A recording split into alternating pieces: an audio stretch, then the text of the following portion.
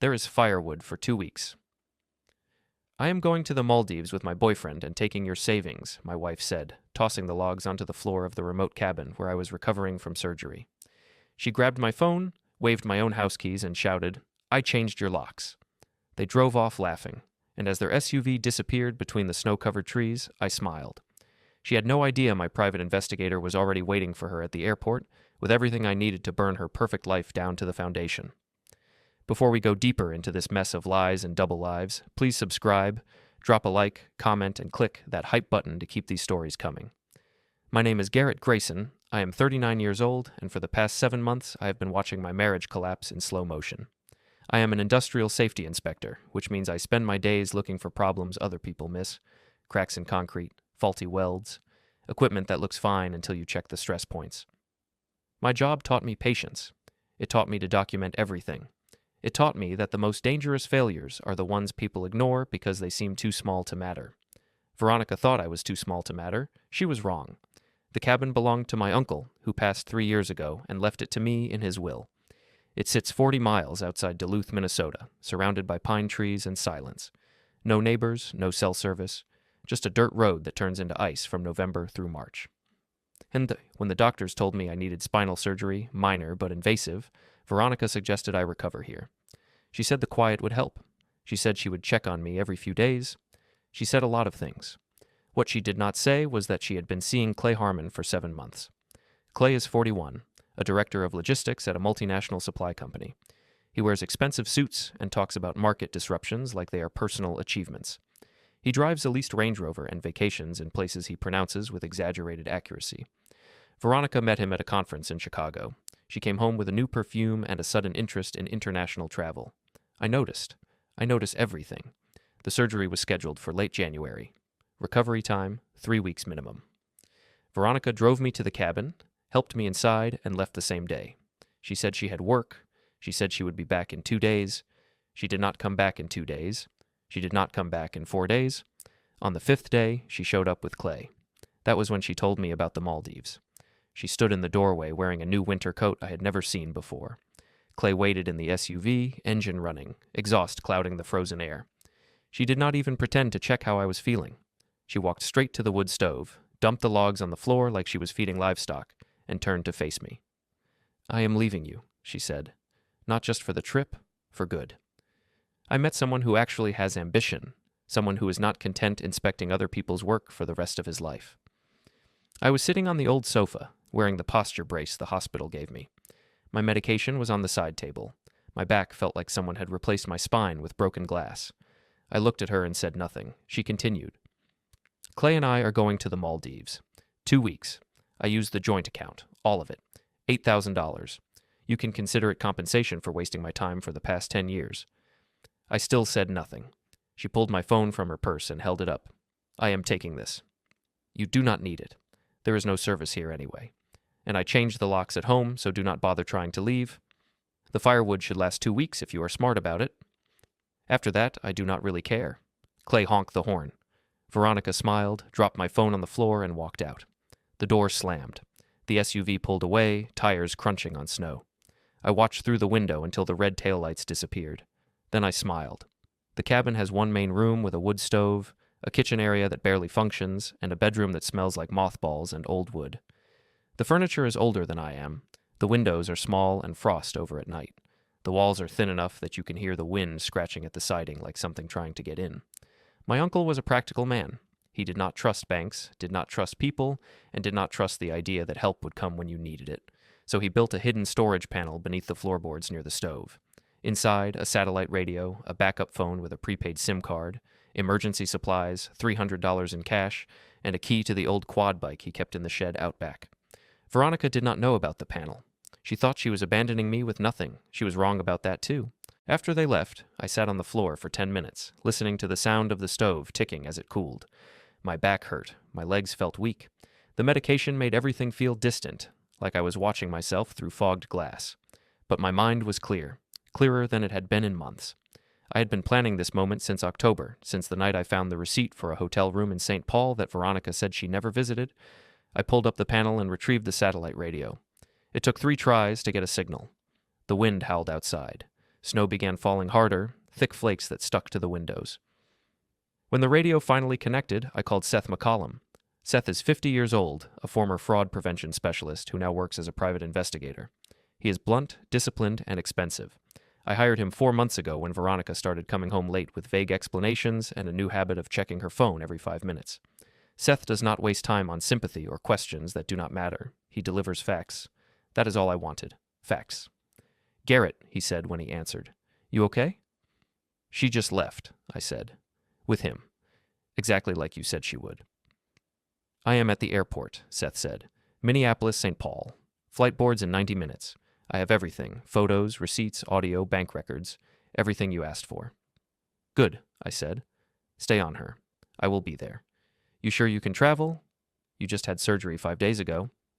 "I will manage," I said. Seth paused. The line crackled with static. "This is going to hurt her bad, Garrett. You ready for that?" I smiled into the static, alone in the cabin with nothing but firewood and the cold pressing in from every direction. "She left me in the snow, Seth. I am ready." The quad bike was older than my marriage. It sat in the shed under a canvas tarp, covered in dust and spider webs and the smell of old gasoline. The shed was not locked. My uncle never locked anything. He said locks only kept out honest people, and honest people were not the problem. The key fit. The engine turned over on the second try, coughing blue smoke into the frozen air. I strapped a flashlight to the handlebars with duct tape and started down the trail. The pain was immediate. Every bump sent a jolt through my spine. The cold air bit through my jacket and into my chest. The trail was narrow, barely visible under the snow. Branches whipped at my face. Twice I nearly lost control on patches of ice hidden beneath fresh powder. My hands shook, my vision blurred. The flashlight beam bounced wildly, illuminating nothing useful, but I kept moving. It took 40 minutes to reach the main road. My legs were numb. My back felt like it was on fire. I almost fell getting off the bike. Seth was waiting in his truck, headlights cutting through the darkness like searchlights. He got out and helped me into the passenger seat without a word. We drove south toward the city. The heater blasted. My hands thawed slowly, painfully. "You look terrible," Seth said. "I feel worse," I admitted. "Want to hear what I have?" "Tell me." Seth handed me a folder. Inside, printed photos, bank statements, hotel receipts, text message screenshots. Veronica and Clay at a restaurant in Minneapolis, leaning close over wine glasses. Veronica and Clay leaving a hotel in St. Paul at 10 in the morning, both wearing sunglasses. Veronica laughing, her hand on his chest. Clay kissing her neck in a parking garage, his hand on her waist. There was more. Audio files on a USB drive. Veronica talking to a friend named Rachel, describing how boring I was, how weak I looked after surgery, how she could not wait to start fresh with someone who actually wanted more out of life than a steady paycheck and cable television. Clay boasting to a colleague about his new relationship, casually noting that his girlfriend was still married but not for much longer, that she was finally breaking free from the burden. Seth had been thorough. He always was. "That is why I paid him." "She used your savings," Seth said. "Withdrew $8,000 from the joint account last Tuesday. Bought the tickets to the Maldives, booked the resort. Clay covered his own flight, but she paid for everything else. The hotel, the excursions, the spa packages, all of it." "Can we freeze the account?" I asked. "Already done," Seth said. "I filed a medical vulnerability claim this morning. Joint accounts automatically freeze if one spouse abandons the other during recovery from surgery. It is a Minnesota law, not well known, but enforceable. The bank approved it 2 hours ago." "When will she find out?" "Probably when she tries to check in at the airport," Seth said. "The resort requires payment confirmation 24 hours before arrival. Her card will decline. She will call the bank. They will tell her the account is frozen pending legal review." I leaned back against the seat, feeling the pain radiate through my body like electricity. "Good. There is more," Seth said. "Clay is in trouble at work. His company is doing a routine audit of executive travel expenses. Standard procedure, happens every year. But if they find out he used company funds for personal trips, hotels that were not business-related, he is looking at termination, maybe legal action." "Can you make sure they find out?" I asked. "Already in motion," Seth said. Anonymous tip to their compliance department. They will cross-reference his expense reports with hotel records. It will not take long. I looked out the window at the dark highway rushing past. Veronica thought she was escaping into a better life. Clay thought he was trading up. They both thought I was too weak, too boring, too irrelevant to fight back. They were about to learn otherwise. We did not go to my house. Veronica had changed the locks, and I was not interested in breaking in. Instead, Seth drove me to my sister June's apartment in South Minneapolis. June is a paramedic, 35 years old, practical, and unshakable. She has seen every kind of human disaster, from car wrecks to heart attacks to domestic situations that end with someone in handcuffs. Nothing surprises her anymore. When I called her from the satellite radio and told her what happened, she did not gasp or cry or ask if I was sure. She just said, "Bring him here," and hung up. June lived on the third floor of an old brick building near the Midtown Greenway. The apartment was small, clean, organized. She made up the couch and brought me water and 2 painkillers. "You need rest," she said. "Real rest, not revenge planning." "I will rest after," I said. "Garrett." "June," I said, looking at her. She left me in a cabin with no phone and no way out. She took my savings. She mocked me to her friends. She did not even pretend to care if I was okay. I am not asking for your approval. I am asking for a place to sleep." June stared at me for a long moment. Then she nodded. "Okay, but if you pass out, I am taking you to the hospital. Deal." I slept for 4 hours. When I woke, it was dawn. My phone, the backup one from the cabin, had 3 messages from Seth. The first, "Veronica tried to call you 6 times last night. Blocked number." The second, Clay called his office, sounded nervous, asked about expense audits. They told him it was routine. The third, "She knows about the freeze. Just got a call from the resort. Payment declined. She is furious." I smiled and went back to sleep. Veronica did not know where I was. She thought I was still at the cabin, helpless and humiliated, sitting in the cold with nothing but firewood and my own misery. That was fine. Let her think that. The longer she believed I was out of the picture, the harder the landing would be when she realized the truth. Seth called at noon. "We need to talk about Clay," he said. "What about him?" "His company is doing a routine audit of executive travel expenses," Seth said. "Nothing major, just standard compliance. But if they find out he used company funds for personal trips, dinners with Veronica, hotel rooms that had nothing to do with logistics meetings, he is in serious trouble, and I can make sure they find out." "Do it," I said, "but keep the focus on Veronica. Clay is just a bonus, a side effect. She is the one who deserves this." "Understood," Seth said. "One more thing. She tried to buy new tickets this morning. Different resort, same dates. Cheaper place in Cancun. Card declined again. She called the bank. They told her about the freeze. She started screaming at the customer service rep, threatened legal action. They told her the freeze was court-approved based on medical abandonment." "How did she react?" I asked. "She hung up and tried to call you 9 more times," Seth said. "No voicemails, just hang-ups." "Good," I said. "Let her scream." June made me eat breakfast. Eggs, toast, coffee. I was not hungry, but I forced it down. She sat across from me, arms folded, watching me like I was a patient she was not sure would make it. "You are enjoying this," she said. "I am," I admitted. "That scares me a little." "It should," I said. "But she earned it, June. Every bit of it." June sighed. "Just don't do anything reckless. No confrontations, no aggression. You're still healing. Your spine is held together with screws and sheer willpower right now." "I am not going to fight him," I said. "I am going to humiliate him. There is a difference." June did not look convinced, but she did not argue. She knew me well enough to know that once I decided on something, I followed through. That was how I was built. That was how I survived. That afternoon, I received a call from an unknown number. I did not answer.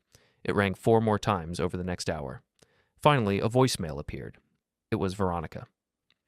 "Garrett," her voice said, tight and furious, like she was speaking through clenched teeth. "I do not know what you think you are doing, but you need to stop. Unfreeze the account. This is ridiculous. You are being vindictive and childish. We can handle this like adults. Call me back." I deleted the message. An hour later, Clay called. His voice was smooth, controlled, condescending, the voice of someone who thought he was smarter than everyone else in the room. "Garrett, this is Clay Harmon. I think we should talk. Veronica is upset, and I would like to resolve this situation amicably. Whatever issues you two are having, dragging me into it is not productive. Let us be adults here. Let us handle this the right way." I saved the voicemail.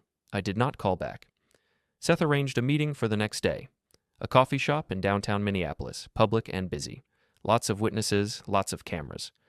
I arrived early, wearing the posture brace the doctors gave me. It made me look weaker than I was. That was intentional.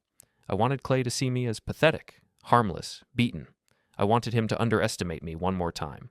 Clay arrived 10 minutes late, dressed in a tailored wool coat and leather gloves. He sat across from me without asking, his expression a mix of annoyance and pity. "You look rough," he said.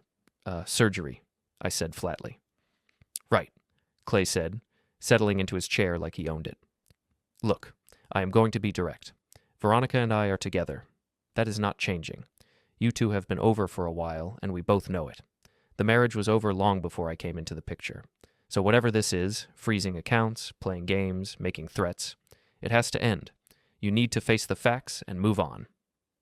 I stared at him. This is not a game. Clay leaned forward, lowering his voice like he was talking to a child. "I understand you are upset. Breakups are hard, but making her life difficult is not going to make you feel better. It just makes you look bitter. You need to move on. Find someone new, start fresh. Stop clinging to something that is already gone." I nodded slowly. "You are right." Clay blinked. "I am?" "Absolutely," I said. "I should move on, starting with a conversation with your employer." Clay's expression hardened. "Excuse me?" "Your company audits executive travel expenses," I said. "Standard compliance.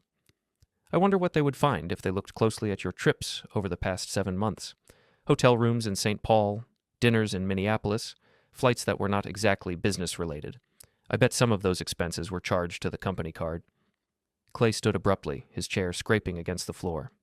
"You are threatening me?" "I am informing you," I said calmly. "You chose to involve yourself in my marriage. You chose to help her steal my savings. You chose to mock me behind my back. Now you are involved in everything that comes with it." Clay's jaw tightened. His hands clenched into fists. "You are pathetic." "Maybe," I said, "but I am not the one about to explain expense fraud to human resources." Clay leaned over the table, his face inches from mine. "You do not know who you are messing with." "Yes, I do," I said. "I am messing with a man who thinks he is untouchable, a man who is about to find out he is not." Clay stared at me for a long moment. Then he turned and stormed out, nearly knocking over a woman carrying coffee. The barista looked at me. I shrugged and finished my drink. That evening, Seth sent me an update. Clay called the office 3 times today. Panicking. They moved the audit up to next week. He is scrambling, trying to explain receipts. He is in trouble. "And Veronica?" I asked. "She tried to book a domestic trip instead. Florida, cheap resort in Clearwater. Card declined again. She is losing it, Garrett. She called the bank 4 more times, threatened to sue them. They told her the freeze is court-ordered and non-negotiable until the medical review is complete." "When is the review?" I asked. 3 weeks, Seth said. "But she does not know that." "Perfect," I said. "Garrett," Seth said carefully, "she is going to confront you. Probably soon. You ready for that?" "I have been ready for months," I said. The confrontation came the next afternoon. Veronica showed up at June's apartment. I do not know how she found me. Maybe she tracked June down through social media. Maybe she called my work and someone told her. Maybe she guessed. It did not matter. She was there, pounding on the door like she was trying to break it down. June answered. Veronica pushed past her without a word, scanning the apartment until she saw me sitting on the couch. "Where is he?" Veronica demanded. "There you are." I stood slowly, feeling the pain in my back flare. "Right here." Veronica looked at me, her face flushed with anger, her eyes red like she had been crying or screaming or both. "You froze the account. You sabotaged the trip. You are harassing Clay. You are threatening his job. What is wrong with you?" I met her eyes. "You left me in a cabin with no phone and no way out." "You were fine," Veronica snapped. "You are fine now. Look at you, standing, walking. You are not in danger. You are just playing the victim." "I had just had surgery," I said quietly. "You abandoned me." "Don't be so over the top," Veronica said, waving her hand dismissively. "You're always like this. I needed space. I needed a break. You've been unhappy for years, Garrett. Empty. No drive, no enthusiasm. This marriage ended a long time ago. I just found the courage to acknowledge it." "Then you should have said so," I said. "You should have filed for separation. You should have been honest. Instead, you cheated. You lied. You stole my savings. You mocked me to your friends. And you left me in the snow." Veronica's expression flickered, just for a moment, something that might have been guilt or shame or recognition. Then the anger returned, hotter than before. "You do not get to punish me for moving on. I am not punishing you for moving on," I said. "I am punishing you for how you did it." Veronica stepped closer, her voice rising. "Unfreeze the account, Garrett. Now. I need that money. No. I will take you to court, she said. Go ahead, I said. I have documentation, abandonment, financial misuse, infidelity, everything. Seth has been following you for 4 months. I have photos, receipts, audio recordings, text messages. You will lose. Veronica stared at me, her hands shaking. You hired someone to follow me? I did, I said. The day I found the hotel receipt you swore did not exist. Veronica's face went pale. You have been planning this. Since October, I said. Every lie you told, every late night, every excuse. I documented it. I waited. I let you think you were winning. And now you are going to lose everything. Veronica's voice broke. You are a monster. No, I said. I am just someone who got tired of being treated like I did not matter. Veronica turned to June, her expression desperate. Are you going to let him do this? He is your brother. Talk to him. June crossed her arms. He is my brother, and you left him in the middle of nowhere after spinal surgery. You took his money. You cheated on him. So no, Veronica, I am not going to talk to him. I am going to watch him finish this. Veronica stared at June, then at me. Her face crumpled. You are going to regret this, Garrett. I already do, I said. I regret marrying you. Veronica turned and left, slamming the door so hard the frame shook. June locked it behind her and looked at me. That was intense, she said. That was necessary, I said. The next day, Seth called with an update. She booked a flight to Miami. Cheaper? Leaving tomorrow morning. Early flight. Clay is going with her. His company put him on administrative leave pending the audit. They found discrepancies. He is panicking. Good, I said. Are you ready for the airport? I have been ready, Seth said. You sure about this, Garrett? Once we do this, there is no going back. She's going to be humiliated. Publicly. In front of hundreds of people. I am sure, I said. She burned everything. Now I am returning the favor. Seth was quiet for a moment. Okay, I will be there. Terminal C, 6 a.m. I will be there too, I said. Garrett, Seth said. You do not have to do this in person. I can handle it. I need to be there, I said. I need to see her face. That night I barely slept. My back hurt. My mind raced. I kept replaying the past 7 months in my head. Every lie, every betrayal. Every moment I sat quietly and let her think I was oblivious. I thought about the cabin, the cold, the firewood on the floor, her smile as she walked out, Clay honking the horn like I was an inconvenience they were leaving behind. I thought about what I was about to do, and I did not feel guilty. The airport was crowded. It was a Saturday morning in late January. Families traveling, business people rushing through security, college students hauling backpacks and oversized luggage. The terminal smelled like coffee and cleaning solution. Announcements echoed overhead. I arrived early, wearing jeans and a heavy jacket, walking slowly but steadily. My back still hurt, but I was managing. The medication helped. So did the anger. Seth was already there, standing near the check-in counters, holding a leather folder. He nodded when he saw me. She is here, Seth said quietly. Terminal C. Gate 14. Clay is with her. Let us go, I said. We walked through the terminal. The crowd parted around us. I saw them near the gate, standing by the tall windows that looked out over the runways. Veronica wore a sundress under her winter coat, oversized sunglasses perched on her head like a crown. Clay stood beside her, tapping his phone, looking tense. They had 2 rolling suitcases and a carry-on bag covered in travel stickers. They looked like people on vacation, like people without a care in the world. That was about to change. Seth stepped forward first. He walked directly to Veronica, his footsteps deliberate and unhurried. She did not notice him until he was standing right in front of her. Veronica Grayson? Seth said. Veronica turned, confused. Yes? Seth handed her the folder. You have been served. Veronica opened it slowly.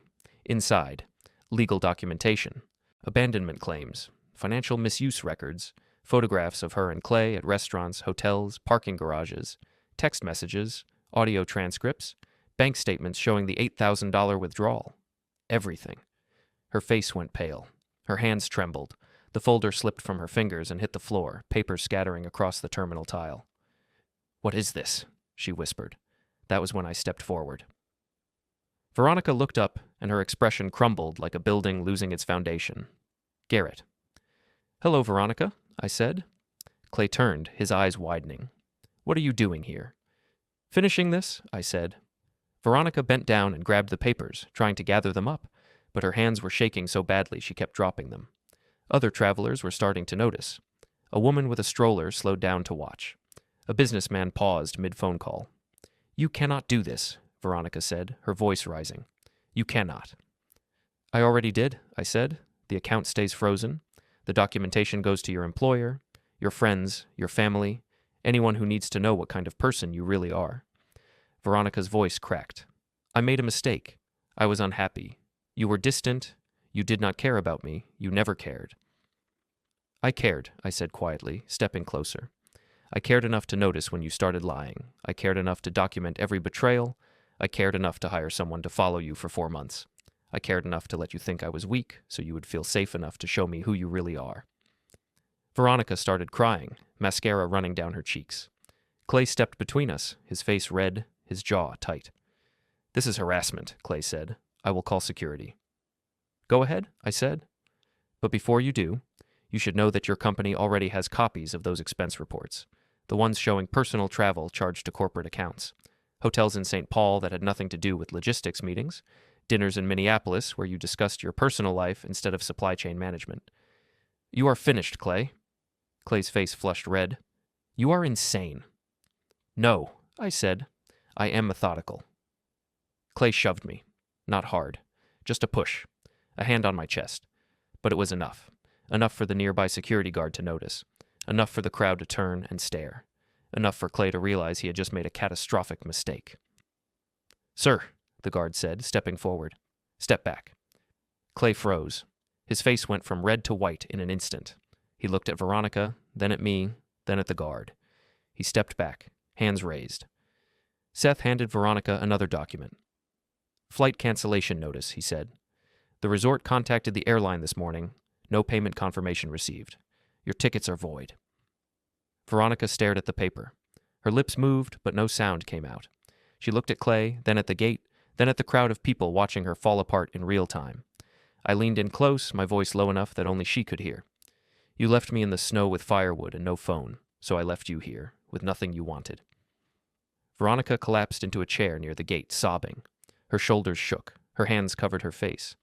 Clay stood beside her, helpless, his phone buzzing in his pocket. People were filming now, phones out, cameras recording. Someone was going to post this online. Veronica would be a story people told, a cautionary tale, a meme. She had wanted a better life. She got a public breakdown instead. I turned and walked away. Seth followed. Behind me, I heard Veronica shouting my name. I did not turn around.